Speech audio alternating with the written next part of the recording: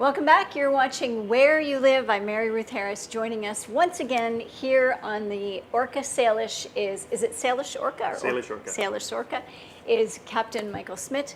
Now, earlier we were up on the bridge, and now we're in the engineering room. Engine control room. Engine control room. Okay. Now I see some controls behind us. Now, are they just for here, or are they matching what's upstairs? Well, we have a lot of duplication. So what you see here, we also have on the bridge, but the engineers have more of for their ability to manage all the machinery. So while we have one of those control consoles, they'll have three of them.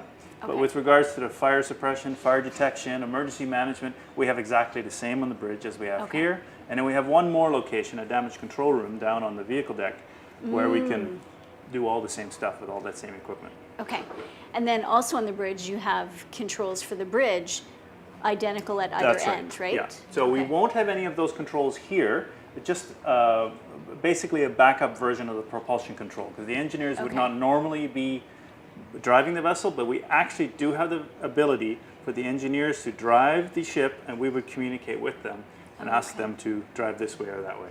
Oh, okay. Yeah. In what scenario would you ask them to do that? That would be in a complete, total control failure. Okay. And which is extremely unlikely, and we normally would not be proceeding underway. We'd bring the vessel to a stop, bring ourselves to a safe place, maybe drop the anchor, figure out what the problem is, resolve it, and then continue on our way. Okay. Now, the vessel has only been in British Columbia since early May, right? Actually, it arrived here just after January. Oh, just after January, okay. Yeah. And it was docked in Vancouver at that point? It was in our repair facility at what we call Dees Dock up the Fraser River. Okay. I was there for a couple of weeks, and then we proceeded to Tsawwassen, and we did our training based out of Tsawwassen. And the reason for Tsawwassen is that we're very close to our service facility, so we can get a lot of support there to get work done. Because the ship came over, but it's not fully fitted out. We had to do a lot of our BC Ferries thing, our branding. I have to do certainly a lot of our customer service area. Put our BC Ferries logos, our signage, our equipment, all that stuff. It still had to be fitted when it arrived here. Okay. And how long after we've been operating fully will you feel like the ship is finally coming into its own? Because it is a new ship, so. Well, we've done this quite a few times now. We've had the coastal class come in, we've had some northern vessels come in, and typically the feedback I'm getting, and in my previous career I did this a little bit too, it takes about a full year to get all the little wrinkles worked out just to the way you want it. Okay. Now, what has the feedback been so far that you've heard from people coming and going? Well, the passengers, they see just the passenger area. So unfortunately, we don't always get to show them everything else, but we take every opportunity we can to grab passengers. Sometimes I go around and say to some families, "You want to have a look up at the bridge?" Yeah. So people are always very impressed with the bridge. We can't take them down to the engine rooms, but we can usually show them a few pictures. And the feedback is generally very positive.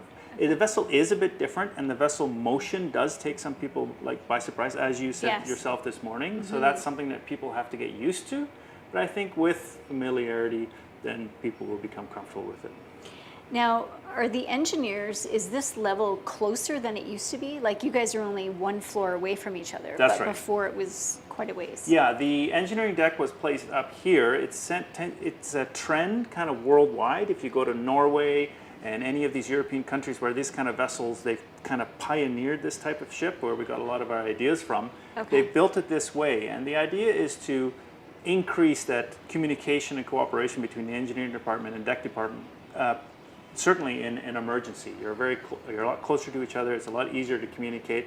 And when the engineers were down on the engineering deck, it was kind of very distinct. So now we've brought the management team together, essentially. Oh, okay. Yeah. So it just makes for overall better communication. That's right. And access, right? Because you're only one stairway with away the old from system, each other. I might not see the engineer for an entire day unless I took a trip down there or the engineer came up. Oh, okay. So now we're able to have a lot more face-to-face communication. As we all know, face-to-face is a lot better way to communicate. And I think based on all of the technology that is involved in the new vessel, I would think that that's really important. It is very important. And even though we have a face-to-face, I might pop in here and ask the engineer what's going on about something, and then I'll be on the bridge, and then I'll be on the phone, and then I might come back down here and come face-to-face and talk out some of the issues again. So Okay. yeah, absolutely. Has the new vessel presented any really big challenges for you?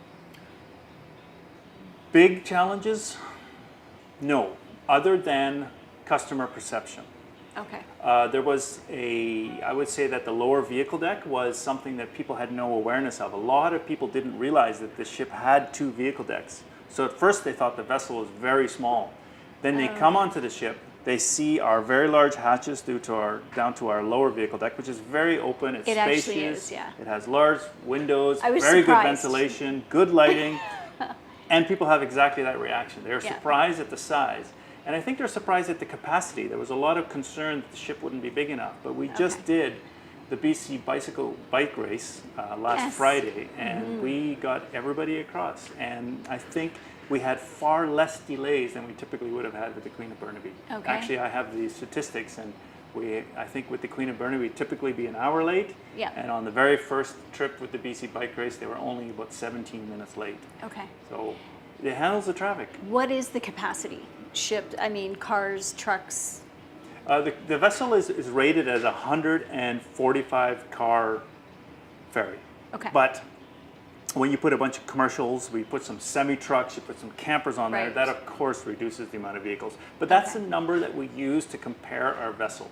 Okay. So 145 is what they rate the vessel at. Okay, great. Well, thank you so much for your time today. You're This has welcome. been very informative and really quite surprising in a good way. Thanks so much. You've been watching Where You Live. This will wrap up this portion of the show. We have one more little segment for you for the HMCS Alberni Museum and Memorial, so stay tuned for that.